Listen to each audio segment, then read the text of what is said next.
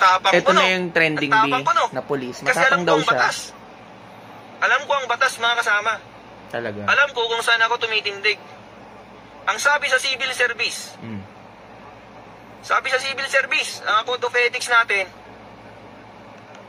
always be professional. Ha? Always be professional. Pero tignan mo yung boss mo ngayon, ikaw, patrolman, kung naririnig ka, patrolman, corporal, kahit sino dyan, mga kasama ng mga katulad kong nasa mababang laylayan lang. Ang daming mga kupal na opisyal, di ba? Kupal na kapitan, kupal na tinyente, kupal na colonel, di ba?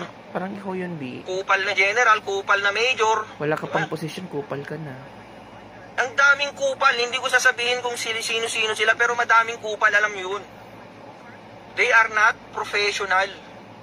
Putik, ano yun? Pupunta ka sa opisina, kukupalin ka, anong gagawin sa'yo?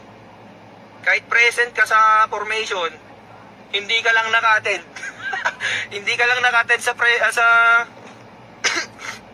ay, sorry. Well, obligasyon mo yun. Sorry. Di ba? Be professional. Kasi ako, Coming from you pa lang. Always be professional. O, ano ka na naman?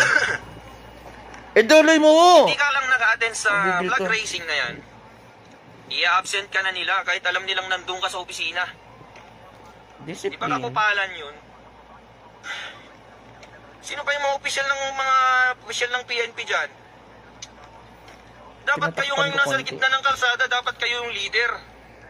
Hindi kayo boss dyan na parang hari kayo dyan na nakaupo sa napakagandang upuan. Ma-pride to eh. Para mag-utos-utos lang. Dapat leader kayo eh. Diba? Dapat kayong nangunguna sa serbisyo. Mukha pa lang attitude. Hindi yung nag-uutos-utos lang kayo dyan. Kaya pala DDS ka. Paano susunod yung mga tao sa inyo? Eh kayo mismo, hindi nyo alam yung trabaho. So mas alam mo. Diba? Oh, hamunin ko kayong lahat dyan. Ha? Sa mga general dyan na nakaupo sa napakagandang upuan. Sige, hamunin ko kayo. Alam nyo ba mag-serve ng traffic? Alam nyo ba? Alam nyo ba paano mag-traffic sa gitna ng traffic, sa gitna ng kalsada? Tin magiging General B, hindi alam. Sino mauna? Sino yung mauli? Kung walang traffic light. Bida-bida ka kasi. Baka di nyo pa alam kung paano magmando ng traffic dyan. Diba? General kayong tinuringan.